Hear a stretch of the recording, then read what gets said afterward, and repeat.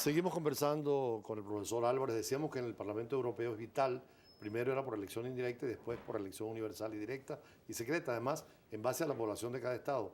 En América Latina hay varios parlamentos, el centroamericano, el andino, ahora el del Mercosur.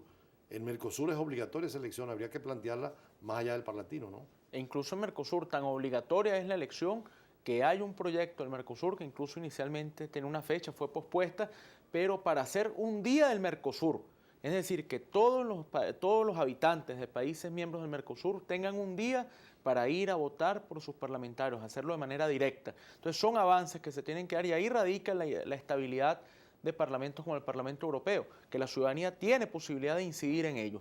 Lamentablemente no es únicamente en Venezuela donde pareciera que hay el interés de restringir estos derechos, con el caso del parlatino, sino incluso en países como Colombia, que tienen niveles avanzados de institucionalidad, se están dando debates, por ejemplo, que no es pertinente la escogencia de diputados al Parlamento andino. Colombia todavía elige diputados al Parlamento andino. Entonces, todo lo contrario, los derechos políticos tienen que profundizarse, tiene que darse la posibilidad de votar. Si queremos ser como Europa, con un Parlamento serio, un Parlamento fuerte, un Parlamento que obliga, entonces vamos a darle a la ciudadanía la Además, el oportunidad de participar. Parlamento regional o continental o comunitario es distinto a los parlamentos nacionales, son funciones diversas. Aquellos representan a la diplomacia parlamentaria regional, el otro es un parlamento nacional, pero están en armonía. ¿No? Y se podría incluso, que es el deber ser, crear una estrategia para que haya elementos que permitan, por ejemplo, la innovación, que es un tema que muchas veces se deja de lado, pero que es importante, que permitan profundizar la democracia, que permitan, ¿por qué no?, crear una estructura de veeduría electoral para todos los países, Claro. para entonces hablar con mayor propiedad de si hay o no democracia en algún lugar, el tema de la libertad de expresión, de la libertad de prensa, de la defensa de los derechos humanos. Para eso están también esos parlamentos. Ahora, en otros temas, el tema de las relaciones nuevas con el Vaticano, con Cuba, la situación de Raúl Castro visitó al Papa, el Papa en América Latina, el cambio de Cuba con Estados Unidos y lo que sería para América Latina la nueva política. Cuba demuestra una vez más que tiene intereses. Siempre ha habido esa posición. Incluso algunos hemos llegado a decir que Cuba, cuando tomó la determinación del acercamiento con los Estados Unidos, lo hizo sin siquiera consultar o advertirle a Venezuela que eso iba a ocurrir, y además algunos otros parámetros, el caso por ejemplo de las FARC, que tienen el proceso de conversación, el polémico proceso de paz que se está dando en La Habana, y resulta que los acercamientos entre Cuba y Estados Unidos podrían poner en entredicho la presencia de esos integrantes de la FARC en Cuba. Pero Cuba entonces lleva adelante su política. Creo que todo lo que parezca o todo lo que se acerca a democracia es beneficioso. Sin embargo, quedan algunas dudas. Esperemos que no solo haya quedado en la voz del presidente de Cuba, Raúl Castro, ese mensaje que dijo que él ahora iba a rezar más y que probablemente volvería a la iglesia, sino que para que haya una verdadera democracia en Cuba, para que se pueda respirar tranquilidad, tiene que haber entonces pluripartidismo, tiene que haber opción a medios de comunicación independientes, tiene que haber posibilidades de que haya cuestionamientos al gobierno, tienen que liberar a los presos políticos. Entonces vamos a ver hasta dónde Cuba es capaz de dar ese paso. Por cierto, es importante la visita que hoy hace y está realizando el presidente François Hollande, socialista, que criticó mucho al sistema comunista en la época de Fidel Castro, precisamente confrontando al Partido Comunista Francés. Ahora viene después de las negociaciones donde a la iglesia el propio Castro le ha dado el sentido de que ha mejorado el diálogo con Estados Unidos. Habla que hay grandes posibilidades de negocio con Cuba. Cuba ha sido más pragmática, sobre todo Raúl, que Fidel. Ya no es la revolución que quieren extenderla, sino volver un poco hacia la parte conservadora.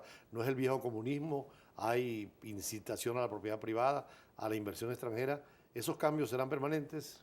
Bueno, con relación a lo que hablábamos y uniendo esta pregunta que usted hace, observa uno, por ejemplo, que al momento en que el gobierno de Venezuela, por citar un actor, decía que había que eliminar las visas para los Estados Unidos, el mismo día se reunían en La Habana funcionarios de los Estados Unidos con funcionarios del gobierno cubano para entender lo que puede ser una nueva relación. O sea, sí hay un cambio, lo que sería mezquino no reconocerlo. Sin embargo, la preocupación es hasta qué punto pueda darse el cambio y en qué términos pueda concretarse.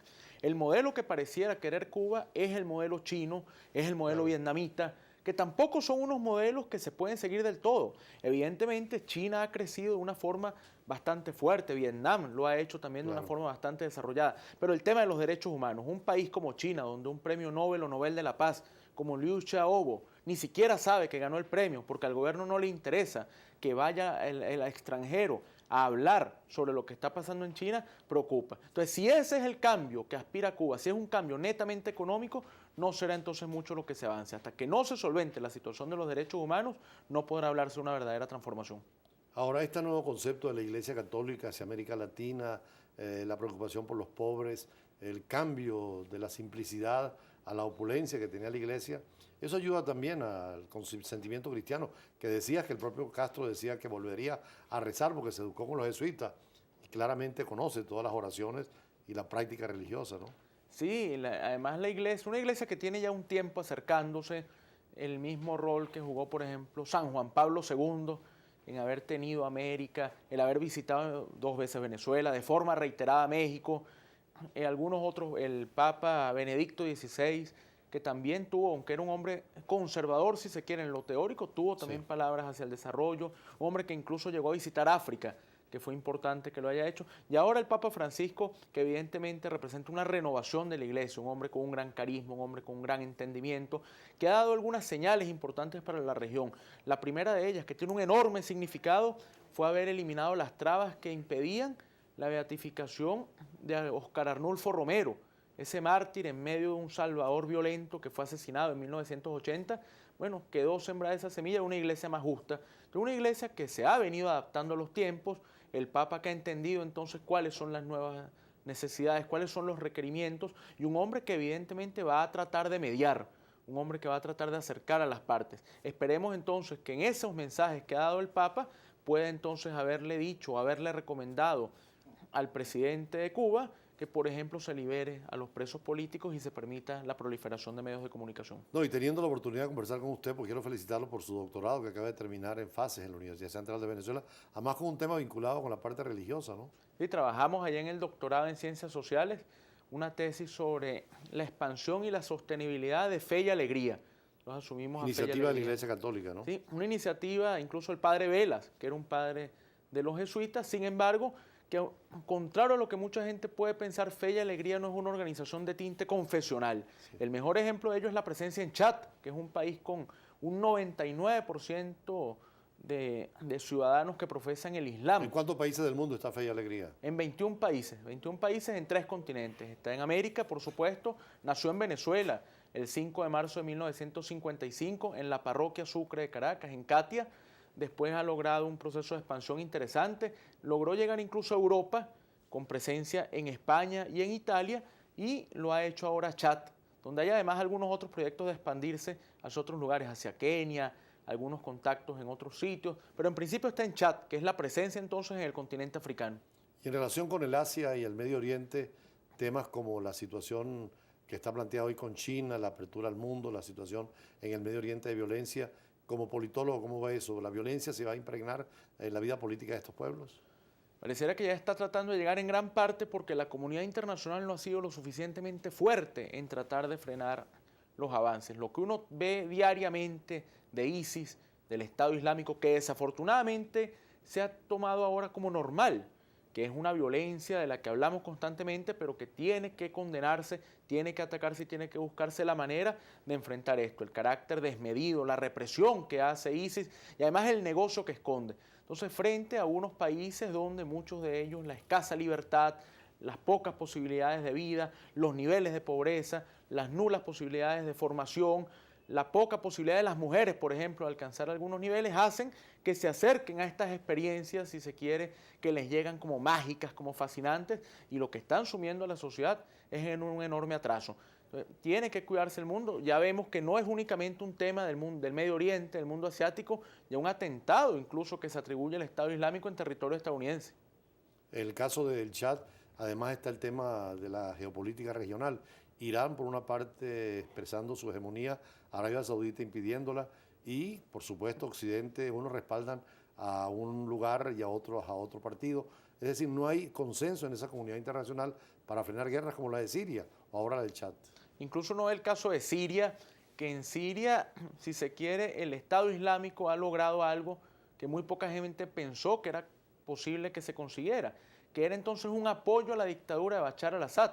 La comunidad internacional ha denunciado a Bashar al-Assad por la violación de los derechos humanos, incluso en algunos sectores, organizaciones no gubernamentales, entre otros, han dicho que es una actitud genocida la que tiene el gobierno de Bashar al-Assad. Sin embargo, Bashar al-Assad ha logrado ahora erigirse como la persona que tiene la capacidad de controlar el avance de ISIS hacia Turquía y hacia algunos otros lugares. Aunque algunos dicen que situaciones como la de Siria, donde cae el dictador, ha generado más violencia y más problemas, y no es si es posible que en Siria ocurra ese caos que está ocurriendo en Libia. Bueno, ese es el argumento de Bashar al-Assad, decir que si él cae se generará un caos.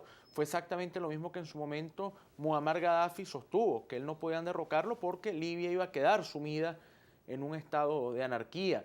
Y es lo que normalmente esas personas que tratan de mantener el poder argumentan. Es un chantaje que se da. Yo siempre he manifestado y siempre hemos defendido la tesis que frente a esos casos lo que hay que tratar es de tener políticas claras, normas concretas, una capacidad de verdadero trabajo mancomunado entre todos los actores para tratar de alguna forma de que puedan darse experiencias democráticas y que logren mantenerse entonces en el estado de unidad. El tema, por ejemplo, de Siria pasa por terminar finalmente reconociendo los derechos del pueblo kurdo a la libertad, a la independencia. Ese es un tema de análisis porque son 40 millones de kurdos que reclaman un Estado independiente y que están no solamente en Siria, sino en Irán, en Turquía y en otros países. Producto de esta guerra, seguramente hay una nueva geopolítica. Gracias a Luis Daniel Álvarez.